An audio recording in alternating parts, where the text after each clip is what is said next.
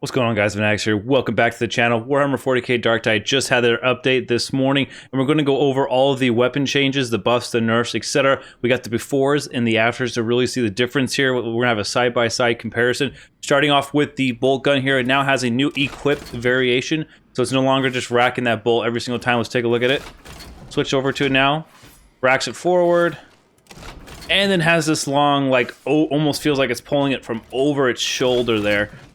But it's no longer the same animation. Now let's see how fast we can shoot it, pulling it out. And that's me clicking it as fast as I can to try to get it out right there. That's the bolt gun switch. Next on the list, we know that the power sword was actually changed. However, since I can't test over 10 enemies in the meat grinder here, I could just kind of tell you a little bit more about it here. Basically, they removed the cleave on its special. It used to be infinite, and now it's been limited down. However, the weapon itself is still strong. Damage has been unchanged.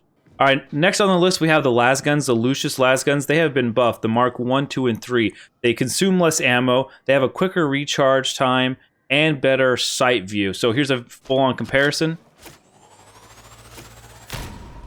Look how much longer you can actually hold down the charge attack. Before it was quicker, now it's not.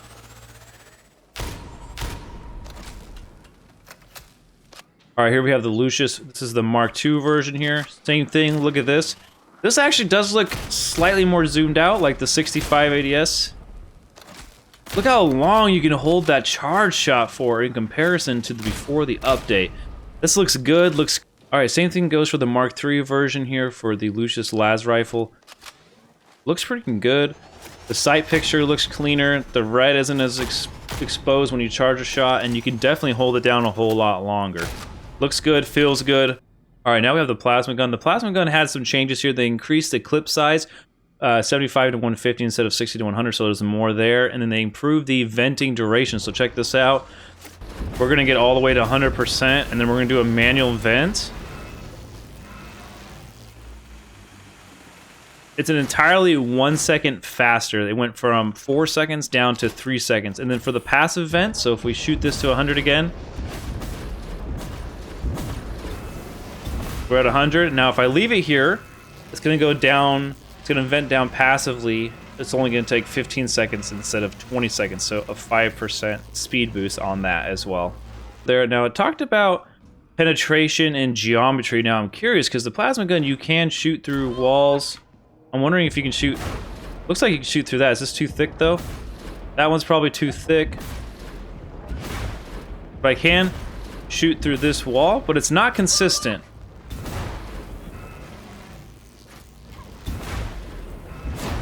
As you can see there, you can still shoot through walls, but definitely inconsistently there. Now, they also made a change to this braced autogun here. I can't pronounce this, guys, but it's like the Agrippina, something like that, Mark 8. It's supposed to do some more damage and have less vertical recoil.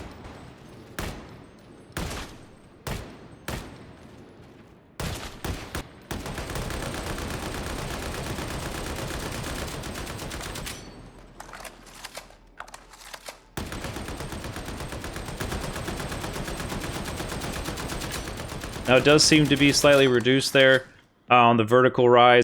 Continuing down the list, we got racks, the racks, Mark III here, as well as the 7. Pretty much all similar changes here. They increase the damage and reduce the vertical recoil. So this is on Damnation difficulty in the meat grinder here. And let's test out the vertical recoil by aiming at the skull and not moving my mouse at all.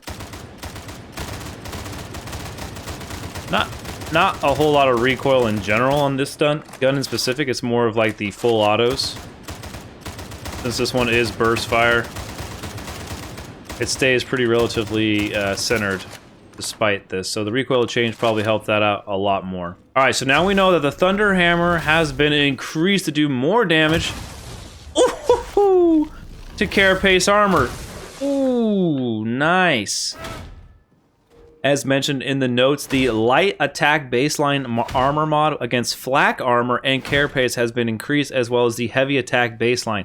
No mention of the actual special, but just the heavy in general seems to be doing more, as well as the light. Here's some flak armor as well. Power that up with your special here. And you actually hit the wrong guy and jack him up. Next up, we have the heavy swords that have been tweaked. They got the Mark 6, Mark 7, and the Mark 9. They look like these guys here. The Totorsky heavy swords, they've been adjusted.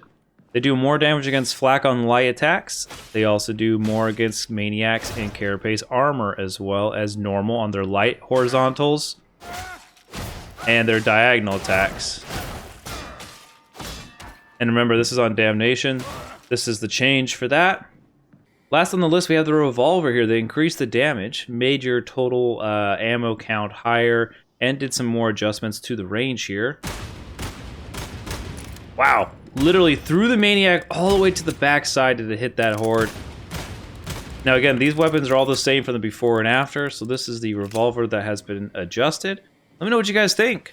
Big update today. New map, new conditions, a lot of weapon changes here. Which weapons are you going to be using now? Which ones are more OP than before? And we'll see you in the next one. Peace.